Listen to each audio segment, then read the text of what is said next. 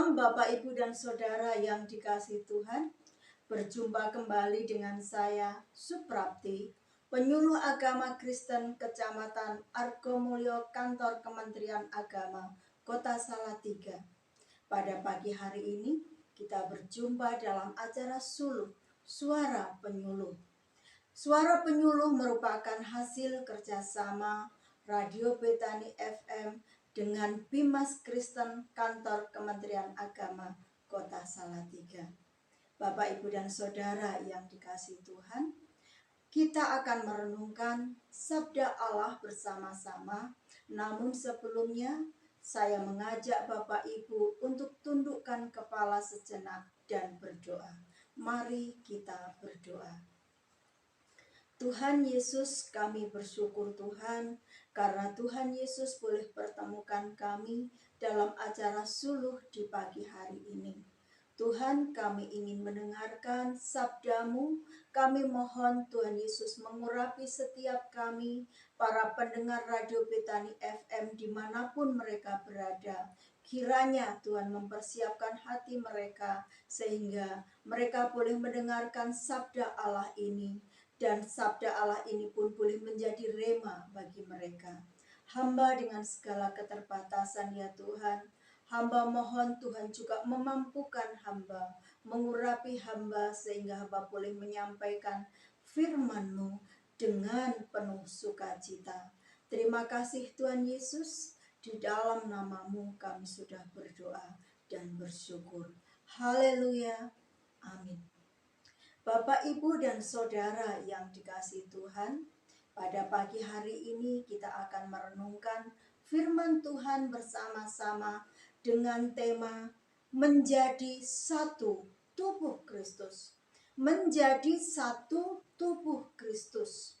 Ayat yang akan kita renungkan terambil dari 1 Korintus 12 ayat 12 sampai dengan 26. 1 Korintus 12 ayat 12 sampai 26. Demikian bunyi firman Tuhan. Judul perikop dalam nats yang akan kita renungkan pada pagi hari ini adalah banyak anggota tetapi satu tubuh.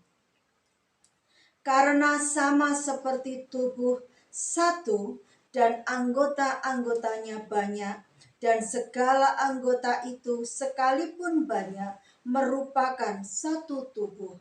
Demikian pula Kristus. Sebab dalam roh kita semua, baik orang Yahudi maupun orang Yunani, baik budak maupun orang merdeka, telah dibaptis menjadi satu tubuh, dan kita semua diberi minum dari satu roh. Karena tubuh juga tidak terdiri dari satu anggota, tetapi atas banyak anggota. Andai kata kaki berkata, karena aku bukan tangan, aku tidak termasuk tubuh. Jadi benarkah ia tidak termasuk tubuh? Dan andai kata telinga berkata, karena aku bukan mata, aku tidak termasuk tubuh. Jadi benarkah ia tidak termasuk tubuh? Andai kata tubuh seluruhnya adalah mata, di manakah pendengaran? Andai kata seluruhnya adalah telinga, di manakah penciuman? Tetapi Allah telah memberikan kepada anggota masing-masing secara khusus suatu tempat pada tubuh seperti yang dikehendakinya. Andai kata semuanya adalah satu anggota, di manakah tubuh? Memang ada banyak anggota, tetapi hanya satu tubuh. Jadi mata tidak dapat berkata kepada tangan, aku tidak membutuhkan engkau. Dan kepala tidak dapat berkata kepada kaki, aku tidak membutuhkan engkau. Malahan justru anggota-anggota tubuh yang nampaknya paling lemah, yang paling dibutuhkan. Dan kepada anggota-anggota tubuh yang menurut pemandangan kita kurang terhormat, kita berikan penghormatan khusus. Dan terhadap anggota-anggota kita yang tidak elok, kita berikan perhatian khusus. Hal itu tidak dibutuhkan oleh anggota-anggota kita yang elok. Allah telah menyusun tubuh kita begitu rupa, sehingga kepada anggota-anggota yang tidak mulia diberikan penghormatan khusus, supaya jangan terjadi perpecahan dalam tubuh, tetapi supaya anggota-anggota yang berbeda itu saling memperhatikan. Karena itu, jika satu anggota menderita, semua anggota turut menderita. Jika satu anggota dihormati, semua anggota turut bersuka cita.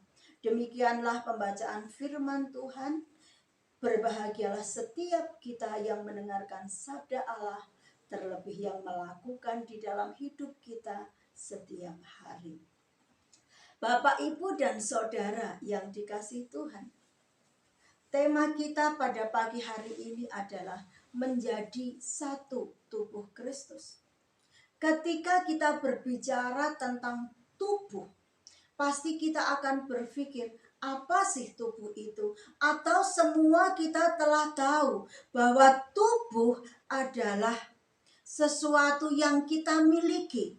Setiap kita memiliki tubuh. Pengertian menjadi satu tubuh adalah menjadi satu. Menjadi satu menurut Kamus Besar Bahasa Indonesia memiliki arti menyatu, berkumpul, berpadu menjadi satu kesatuan atau manunggal. Bersatu berarti berkumpul, bergabung, sepakat, seia sekata menjadi satu. Itu arti kata menjadi satu. Kemudian tubuh itu sendiri memiliki pengertian bahwa tubuh itu adalah raga yang secara keseluruhan dari ujung kaki sampai ujung rambut. Tubuh manusia yang satu itu terdiri dari banyak anggota. Ada kaki, ada tangan, ada mata, ada telinga, ada hidung, ada jari-jari dan sebagainya. Banyak anggota tubuh tersebut bergabung, berpadu, manunggal menjadi satu kesatuan yang disebut dengan tubuh. Masing-masing anggota tubuh tidak bisa berdiri sendiri, melainkan saling berkaitan satu dengan yang lain, saling membutuhkan satu dengan yang lain, karena masing-masing anggota tubuh memiliki fungsi yang berbeda-beda. Masing-masing anggota tubuh memiliki kegunaan yang berbeda-beda, sehingga karena perbedaan dari masing-masing fungsi anggota tubuh itu, maka setiap anggota tubuh yang ada pada tubuh kita akan berfungsi untuk saling melengkapi dan saling membantu. Demikian juga dengan tubuh Kristus. Menjadi satu tubuh ketika diterapkan di dalam tubuh Kristus, maka Yesus sebagai tubuhnya dan jemaat atau anggota-anggota jemaat yang percaya kepada Kristus adalah anggota-anggota tubuh Kristus.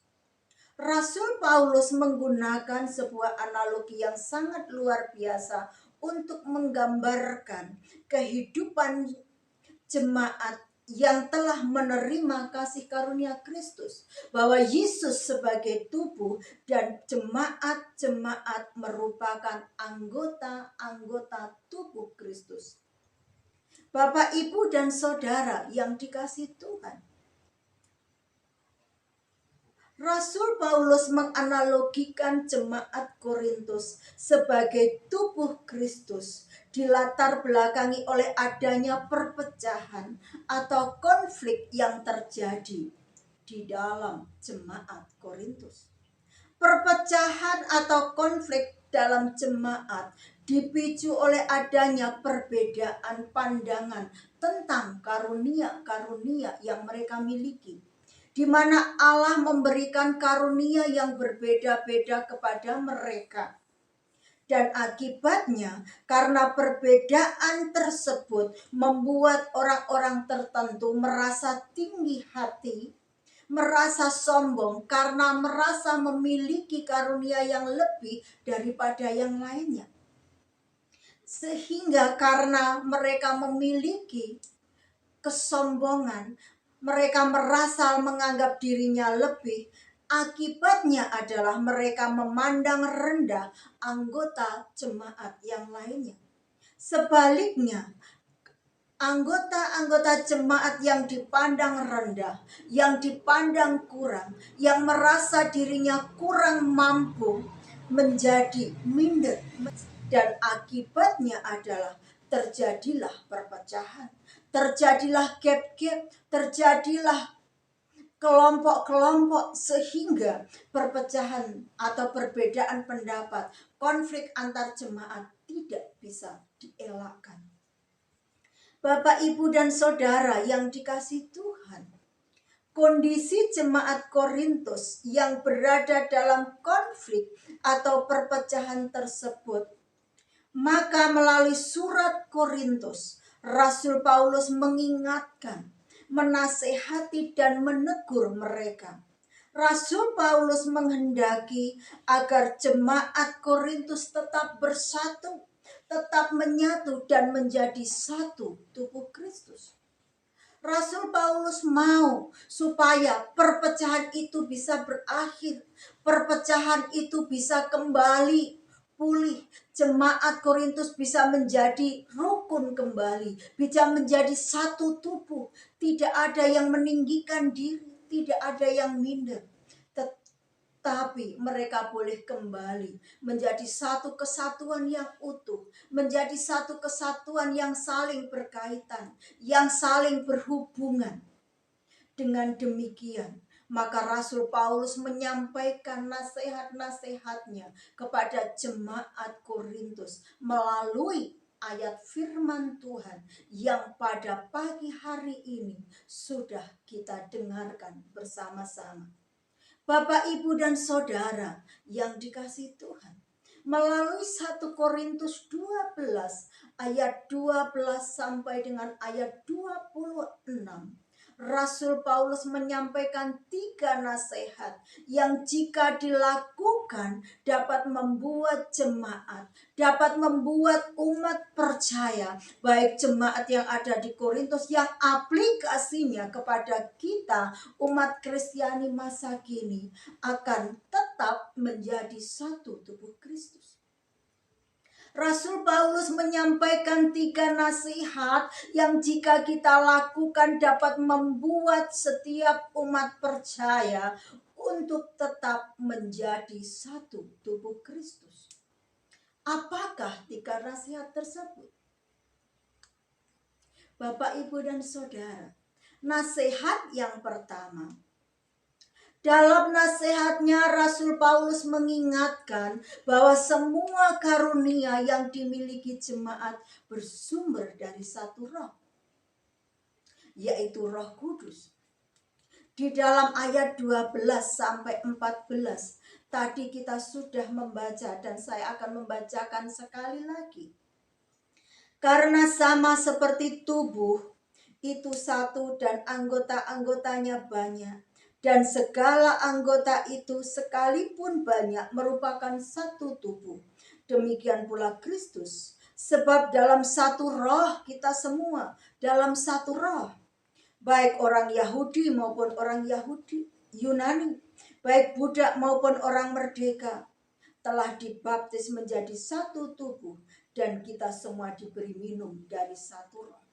Jadi Bapak, Ibu, dan Saudara yang dikasihi Tuhan, karunia-karunia rohani yang dimiliki oleh jemaat Korintus, yang aplikasinya kita miliki, dimiliki oleh semua umat percaya di seluruh penjuru bumi ini bersumber dari satu roh, bersumber dari satu pribadi, yaitu Roh Kudus. Setiap karunia-karunia rohani, baik itu karunia mengajar, karunia mengembalakan, atau karunia berdoa, karunia beriman, dan karunia-karunia yang lainnya bersumber dari Allah.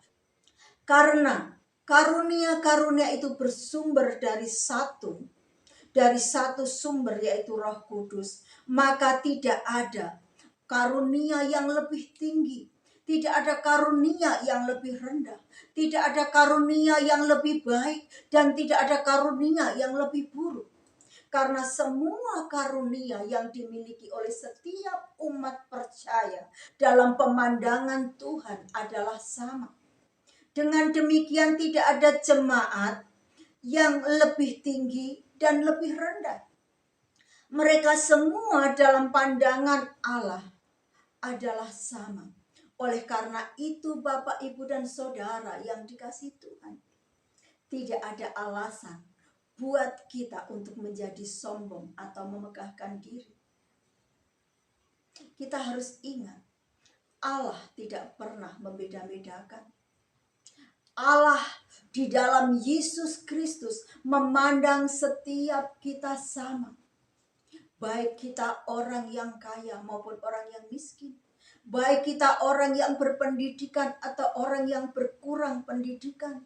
Baik kita orang yang memiliki kemampuan lebih maupun tidak. Baik yang bekerja sebagai punya posisi, punya kedudukan, ataupun hanya seorang pelayan. Ketika kita percaya di dalam Tuhan Yesus, ketika kita hidup di dalam kasih karunia Allah, di dalam pandangan Allah, kita adalah sama. Kita adalah sama. Oleh karena itu, Rasul Paulus menasihati jemaat Korintus yang aplikasinya kepada kita, bahwa setiap karunia yang ada pada kita bersumber dari Roh Kudus. Nasihat yang kedua, Rasul Paulus mengingatkan bahwa masing-masing dari umat percaya harus menghargai setiap perbedaan tanpa merendahkan satu dengan yang lainnya. Di dalam ayat 22 sampai 26. Bapak, Ibu, dan Saudara, di dalam ayat tersebut dikatakan malahan justru anggota-anggota tubuh yang nampaknya paling lemah yang paling dibutuhkan. Anggota-anggota tubuh yang menurut pemandangan kita kurang terhormat harus kita berikan penghormatan khusus. Dan anggota-anggota tubuh yang tidak elok harusnya kita berikan perhatian khusus. Karena Allah telah menyusun tubuh kita begitu rupa sehingga penghormatan khusus supaya tidak terjadi perpecahan. Bapak, Ibu, dan Saudara yang dikasihi Tuhan, terkadang kita melihat segala sesuatu dari luarnya saja. Kita seringkali melihat orang, oh itu nampak lemah, oh itu orangnya nggak pintar, oh itu orangnya begini dan begitu. Namun Bapak Ibu, apa yang kita lihat, apa yang nampak oleh mata kita belum tentu itu yang sesungguhnya. Karena orang yang nampak lemah bukan berarti lemah. Bisa jadi orang yang nampak lemah justru dia lebih kuat dari kita. Lebih bisa diandalkan. Sesuatu yang dalam pemandangan kita terkadang kurang terhormat, itu hanya ada dalam pandangan kita. Dan pandangan kita bisa jadi salah. Bisa jadi tidak benar karena kita melihat orang lain, melihat saudara-saudara kita seringkali hanya dari kacamata kita. Kita memandang secara subjektif. Dan pandangan kita seringkali berbeda dengan pandangan Allah. Allah tidak pernah membeda-bedakan. Allah telah menyusun begitu rupa anggota-anggota tubuh dengan fungsi yang berbeda-beda. Demikian juga dalam kehidupan jemaat. Tuhan telah mengaruniakan karunia-karunia rohani kepada masing-masing jemaat yang berbeda-beda. Sehingga perbedaan-perbedaan itu tidak harus membuat perpecahan. Karena dengan perbedaan, maka kita akan semakin diperkaya. Kita akan semakin mengerti fungsi kita masing-masing. Bapak, Ibu, dan Saudara, perbedaan tidak menjadi alasan buat kita untuk merendahkan orang lain. Perbedaan tidak bisa menjadi alasan buat kita untuk meremehkan dan memandang rendah orang lain, menganggap diri lebih penting, menganggap diri lebih hebat. Seharusnya dengan perbedaan yang ada, maka kita harus dapat menghargai, kita harus dapat menghormati. Karena perbedaan-perbedaan itu pun memang Allah berikan agar setiap kita bisa bekerja, bisa melayani sesuai dengan karunia kita masing-masing. Bapak, Ibu, dan Saudara, buang kesombongan dan buang sifat merendahkan orang lain. Mari kita menghargai dan peduli kepada mereka. Karena seharusnya sebagai saudara seiman kita turut sepenanggungan. Kita turut sepenanggungan. Kita turut merasakan suka duka saudara-saudara kita. Sehingga di dalam ayat tadi dikatakan, jika ada yang menderita, semua kita menderita. Dan jika ada yang satu dihormati, maka semua turut bersukacita. Bapak, Ibu, dan Saudara, sebagai jemaat Kristus, mari kita saling menghargai, saling memperhatikan, saling mempedulikan dan menaruh hormat satu dengan yang lainnya. Nasihat Rasul Paulus yang ketiga. Dalam nasihatnya, Rasul Paulus mengingatkan bahwa karunia-karunia rohani yang berbeda-beda itu Tuhan berikan untuk saling melengkapi dan saling memperkaya satu dengan yang lainnya.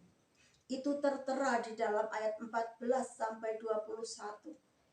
Jemaat yang dikasihi Tuhan, dalam gereja terdapat banyak karunia, banyak anggota yang berbeda-beda dengan berbagai latar belakang yang berbeda. Berbeda pendidikan, berbeda pekerjaan, berbeda kemampuan, berbeda etnis, berbeda budaya.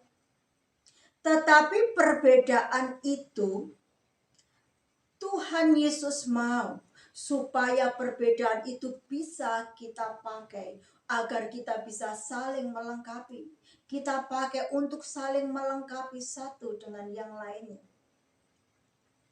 Dalam gereja yang terdapat banyak karunia, banyak anggota, seringkali rentan mengalami perpecahan jika masing-masing anggotanya mengedepankan sifat egoisme, mau menang sendiri, merasa lebih penting, lebih dibutuhkan, merasa paling kuat, apalagi berkuasa. Bapak, Ibu, dan Saudara, setiap anggota mempunyai karunia yang berbeda. Dan Tuhan sengaja percayakan karunia yang berbeda-beda untuk tujuan dan maksud yang Allah sudah tetapkan, yaitu saling melengkapi. Dan dengan karunia-karunia tersebut, setiap umat percaya boleh memuliakan nama Tuhan. Jadi perbedaan karunia yang ada pada jemaat bukan untuk dibanding-bandingkan, bukan untuk disaing-saingkan, apalagi dipertandingkan.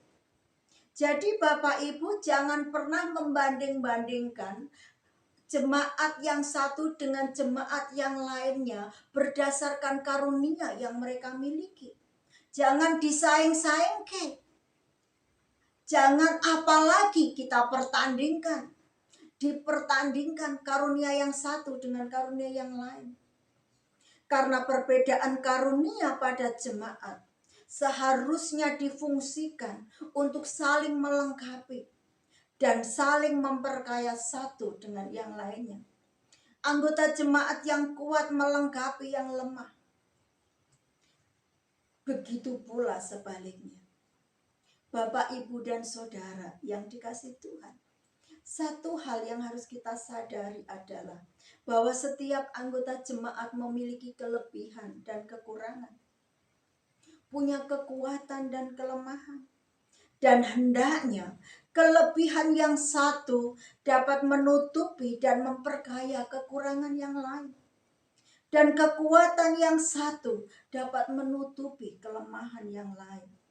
Jika kita berkomitmen untuk saling melengkapi, saling memperkaya satu dengan yang lain, maka kita dapat saling melengkapi, saling memperkaya, dan komitmen ini akan dapat membuat suatu sinergi, suatu hubungan yang harmonis, suatu pelayanan yang harmonis. Karena saling melengkapi dan saling memperkaya dapat membuat sebuah sinergi dan kerjasama yang baik, sehingga gereja Tuhan dapat bertumbuh dan berkembang dengan pesat, sehingga nama Tuhan dipermuliakan dan disanjung tinggi. Bapak, Ibu, dan Saudara, sebagai aplikasi dan kesimpulannya adalah setiap kita umat yang percaya dalam nama Yesus Kristus adalah anggota tubuh yang kepadanya Roh Kudus memberikan karunia rohani. Ada yang satu karunia, ada yang dua, ada yang tiga, dan seterusnya. Dengan karunia-karunia itu, Tuhan Yesus mau agar kita mengembangkannya dalam pelayanan, dipergunakan untuk memuliakan nama Tuhan. Karunia-karunia rohani tersebut tidak harus membuat kita sombong, tidak harus membuat kita tinggi hati atau minder bahkan rendah diri. Karena Allah mengaruniakan semua itu dengan maksud dan tujuan yang mulia. Oleh karena itu, mari kita saling menghargai, saling mempedulikan, saling memperhatikan satu dengan yang lainnya. Dengan demikian, maka kita bisa saling melengkapi, saling memperkaya, dan saling menutupi kekurangan satu dengan yang lainnya. Dan sebagai akibatnya, Tuhan Yesus memampukan kita di dalam setiap pelayanan kita. Dan sebagai sesama anggota tubuh Kristus, kita dapat bersinergi. Kita dapat bekerja sama dengan baik demi pertumbuhan gereja. Terpujilah Tuhan Yesus. Amin. Tuhan Yesus memberkati. Bapak, Ibu, dan Saudara, setelah kita mendengarkan renungan bersama, mari kita berdoa syafaat. Saya akan pimpin dalam doa. Mari kita berdoa. Tuhan Yesus yang baik, dengan segala keterbatasan hamba sudah menyampaikan firman-Mu. Kami mohon agar Tuhan jadikan firman-Mu pagi hari ini memberkati setiap pendengar dan pemirsa Radio Betani FM dimanapun mereka berada. Dan terima kasih Tuhan, karena Engkau telah mempercayai hamba untuk menyampaikan kebenaran firman-Mu ini. Tuhan Yesus, kami berdoa, menyerahkan setiap doa-doa syafaat kami. Tuhan, kami menyerahkan ya Bapa, Radio Betani FM, yang telah bekerja sama dengan kami, Kantor Kementerian Agama Kota Salatiga. Kiranya Tuhan memberkati Radio Betani FM ini Tuhan, dengan segala program-program yang ada, agar Radio Betani FM tetap jaya di udara dan memberkati seluruh pendengar dan pemirsanya dimanapun mereka berada. Berkati seluruh kru yang bekerja, berkati seluruh kru yang terlibat dalam pelayanan Radio Betani ini Tuhan.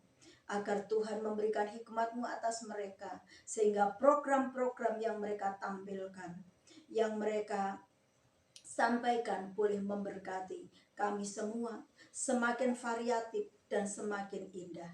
Tuhan Yesus yang baik, kami juga menyerahkan Tuhan para pendengar Radio Betani FM dimanapun berada, dengan segala pergumulan mereka yang ada.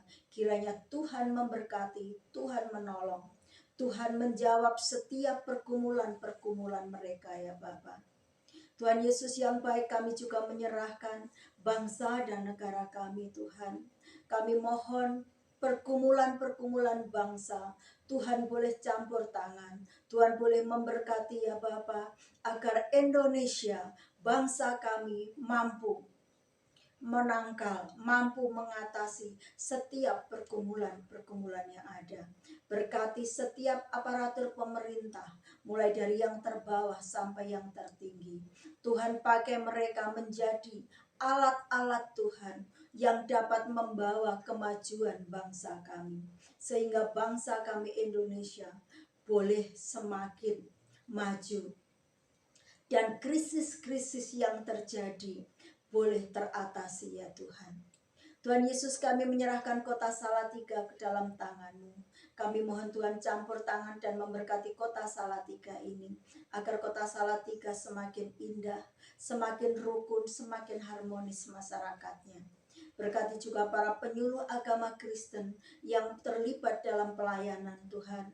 Kiranya Tuhan memberkati kami, melengkapi kami dan memperkaya kehidupan kami, kerohanian kami. Berkati juga Bimas Kristen dan kantor Kementerian Agama yang ada, agar kantor Kementerian Agama boleh menjadi alat Tuhan untuk menyiarkan moderasi beragama.